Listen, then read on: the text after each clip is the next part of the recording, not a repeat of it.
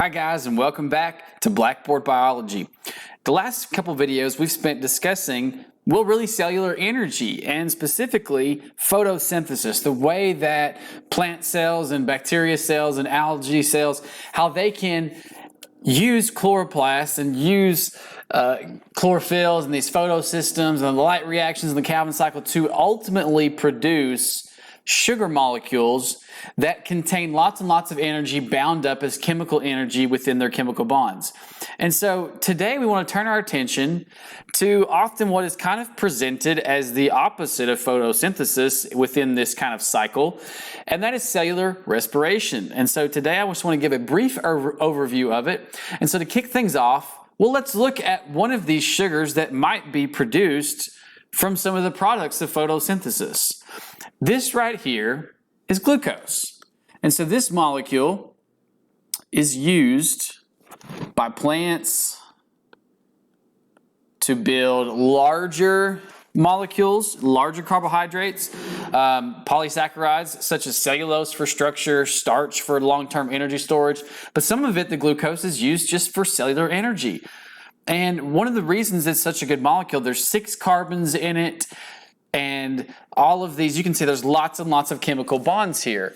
And those carbons can be broken apart and rearranged and put into other organic molecules that can then also be, and when we do that, when we break those bonds and we rearrange those, all those atoms there, and we break chemical bonds, we're releasing bits of energy as we do that. Imagine a rubber band stretched out, or a zip tie or something that's holding two things together, and it's kind of stretched to the max, and all of a sudden it snaps. Well, there's a big release of energy. When we split chemical bonds, there's a big release of energy. And so we can harness, depending on how we do that reaction, we can harness some of that energy and use it to store it in another molecule. Now, our cells and plant cells and dog cells, any kind of organism that does respiration, which is basically everything, they can't just take glucose and pump it into the cells and say, here you go, here's some energy. Okay, this would be like trying to go to your favorite restaurant, maybe your favorite fast food restaurant, and pay with a $100 bill. Many of them will not accept $100 bills anymore. They won't take anything larger than a 20. And so glucose is just too big. It's too big of a molecule. And so we need to kind of exchange it for something else, for another molecule that's a bit smaller, that's a bit more functional, that can provide more of the energy that we need at the cellular level for processes. And so we're going to use, through the process of cellular respiration, we're going to use this glucose to produce an energy molecule, an energy-containing molecule that our cells use all the time. And we mentioned it in photosynthesis, and that's this right here, ATP. All right? And so ATP, big and bold. All right? I want you to remember this. ATP, when you think of adenosine triphosphate, ATP, I want you to think energy. Okay, that's what our cells are going to use it for, to power processes. And so let's take a look at this real quick. Adenosine, right, is this over here. All right, and we have a 5-carbon sugar that kind of provides this. It actually looks a whole lot like a nucleotide, if you've studied anything about DNA. But we've got 3 phosphate groups here. Okay, so these are phosphate groups. And there are 3 of them in ATP, adenosine triphosphate. Well, what would happen if we came along and we took that molecule and let's say that we decided to break one of these off? All right, and we're just going to take it, we're going to drag it over here, and that bond is broken.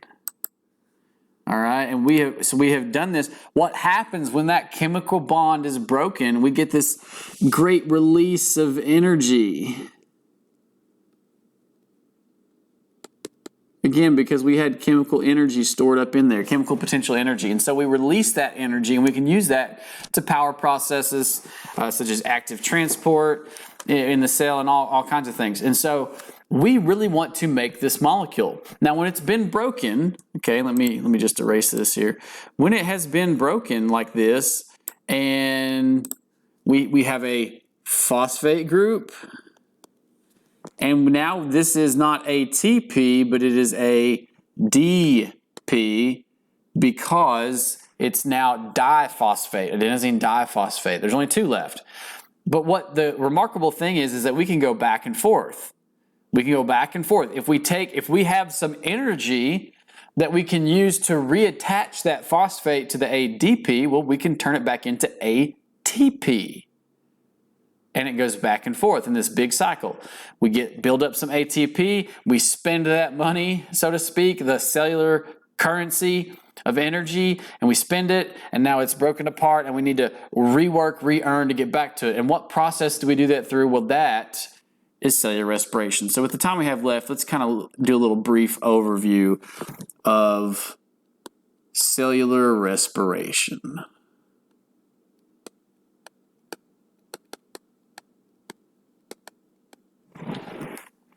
Okay, so with cellular respiration, we're going to begin with a sugar molecule. Typically, we're going to show this with glucose, okay?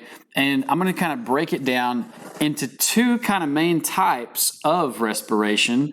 And it's largely going to depend upon what kind of cell is doing this cellular respiration, which type it will do, but it also depends upon the presence of oxygen. So to break it down into 2 categories here, one will be what is known as aerobic, and that is with oxygen, okay? And then one pathway, on the other hand, is going to be anaerobic, different color here, anaerobic, and that would be with no oxygen. Now again, it depends upon which type of organism is at play, what type of cell within that organism. But to give you a brief overview of what's going to happen, we're going to begin with glucose in both of these. And so to kick things off, we're going to take some glucose and it will get split apart in a process known as glycolysis.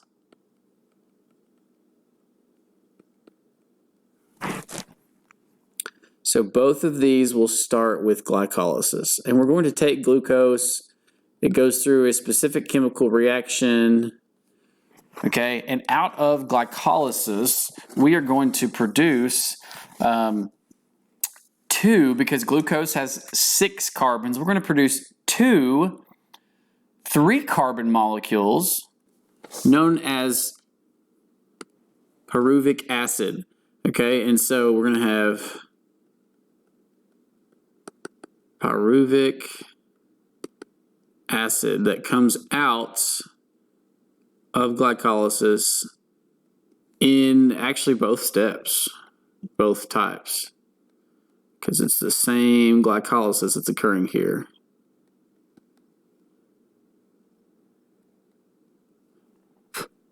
All right, and so that pyruvic acid, it still contains probably 90% or more of the energy that was available in glucose.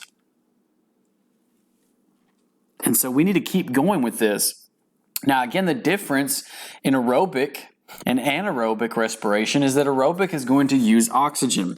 So if we carry on and we're going to do the oxygen-using version, we would go now to the mitochondria and engage in something known as the Krebs cycle.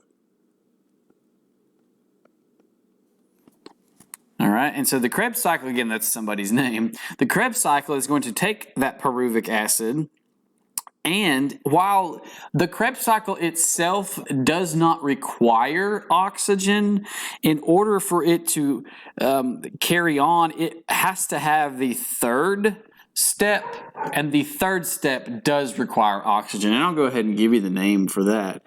The 3rd step is known as something you are already a little bit familiar with if you watch the photosynthesis videos, electron transport chains.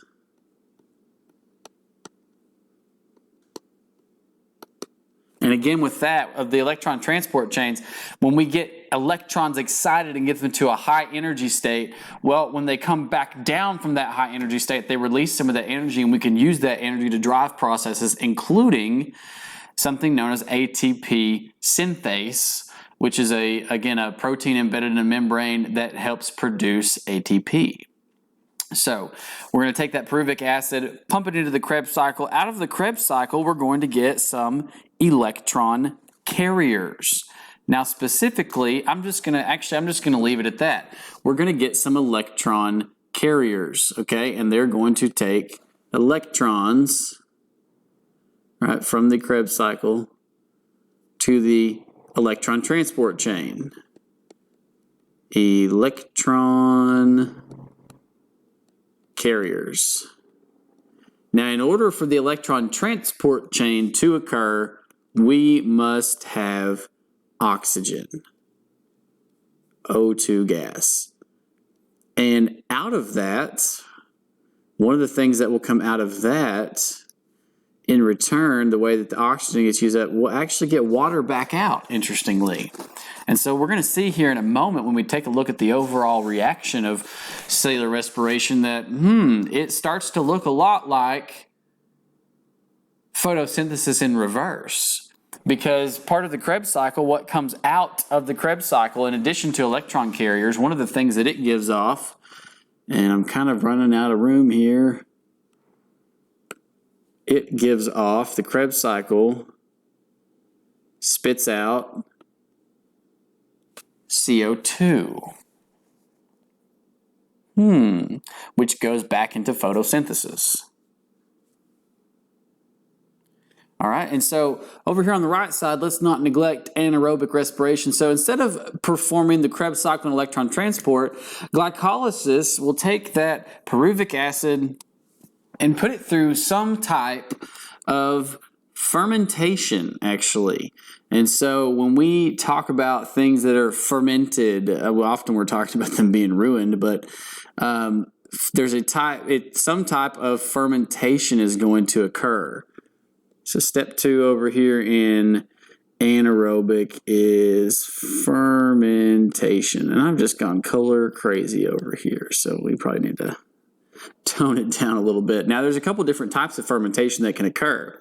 It will take pyruvic acid, and it will also take NADH, which is a type of electron carrier that was produced in glycolysis, and it will take those, and it will, depending upon which type, it could be lactic acid that is produced as a byproduct. Your muscle cells do this if they use up oxygen very quickly, is in like short bursts of activity such as sprinting, swimming in like an Olympic swimmer.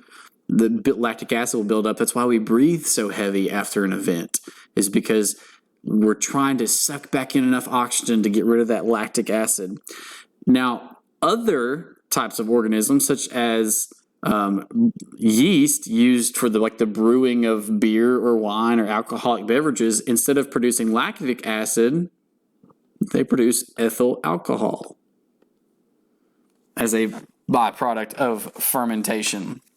And in fact, there are lots of bacteria and things that produce lactic acid as well, and they're important to the food industry. If you like pickles, if you like sauerkraut, if you like yogurt, sour cream, all sorts of things like that are made by quote-unquote pickling them. It's lactic acid. Cheese, yogurt, buttermilk, sour cream, all of those things.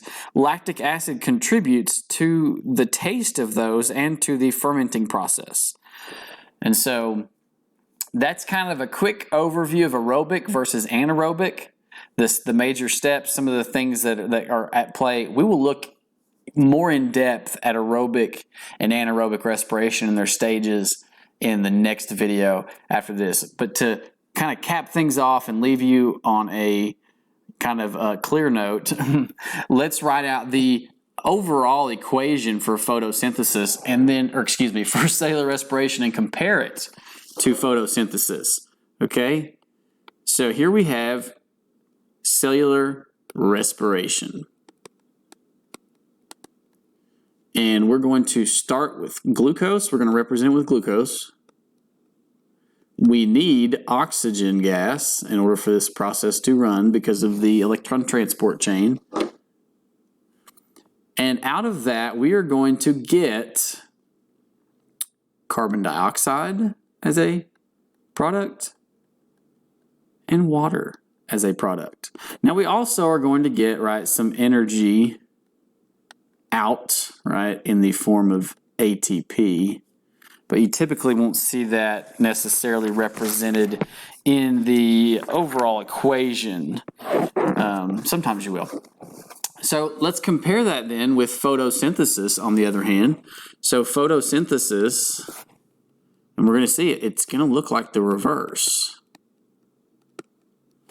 We'll take CO2, H2O, which were the products up here in cellular respiration, and with some energy from photons, all right, light energy,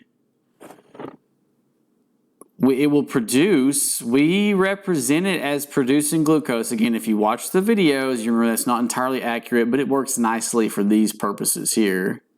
So that the way that we draw it now, by doing this, these products, well, really, I probably should not include the energy there, but these products become the reactants for photosynthesis. And vice versa.